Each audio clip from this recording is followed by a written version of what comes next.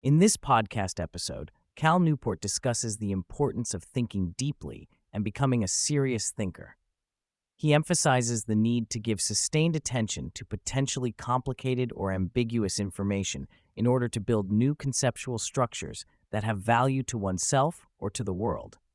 Newport argues that most people are very bad at this brand of serious thinking, as they often outsource normative or ethical thinking to online tribal vibes and approval, prioritize high-energy emotion over deep understanding, and gravitate towards checklist productivity rather than seeking out unambiguously valuable output. Newport presents 5 practical tips to help listeners become more serious thinkers. The first tip is to improve the quality and decrease the quantity of information consumed. He suggests a multi-scale approach to news and information consumption, including daily, monthly, and seasonal sources, to ensure a deeper and more nuanced understanding of important topics. Newport also advises increasing the quality of leisure activities, such as watching movies or listening to podcasts, to challenge oneself intellectually. The second tip is to increase comfort with boredom. Newport recommends going for outings or chores without a phone and implementing the phone foyer method at home to reduce the constant accessibility of distractions. By doing so, individuals can become more comfortable with moments of boredom, which is essential for sustained attention and serious thinking. The third tip is to cultivate the ability to pay attention. Newport suggests interval training, where individuals gradually increase the timed intervals at which they can sustain attention to a single target.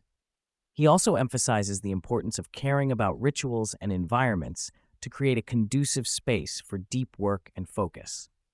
The fourth tip is to strengthen working memory.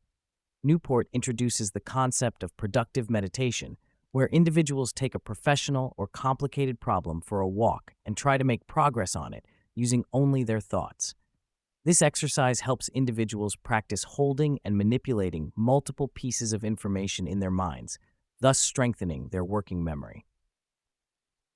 The fifth and final tip is to practice being intellectual. Newport encourages the pairing of primary and secondary sources, such as reading a book about a book before reading the actual book, or learning about the historical context of a piece of art before visiting a museum.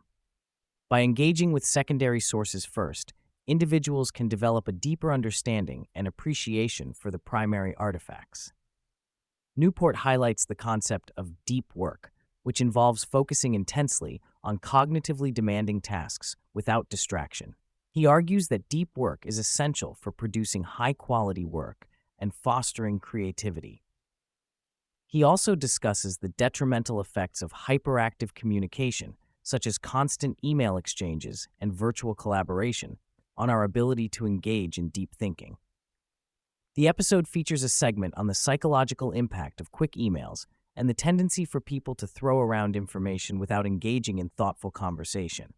Newport encourages listeners to adopt a slower, more deliberate approach to thinking and to lean into being a slow thinker. He emphasizes the importance of taking the time to produce well-thought-out responses rather than succumbing to the pressure of rapid communication. Newport also shares a case study from a listener who implemented the principles of digital minimalism, leading to a significant improvement in their ability to focus, engage in deep thinking, and achieve their goals. The case study serves as a real-life example of the benefits of decluttering digital distractions and embracing a more intentional approach to consuming information. The episode concludes with Newport's reaction to a study published in Nature, which explores the impact of remote collaboration on the generation of breakthrough ideas. The study found that in-person collaboration is associated with a greater production of new ideas compared to virtual collaboration.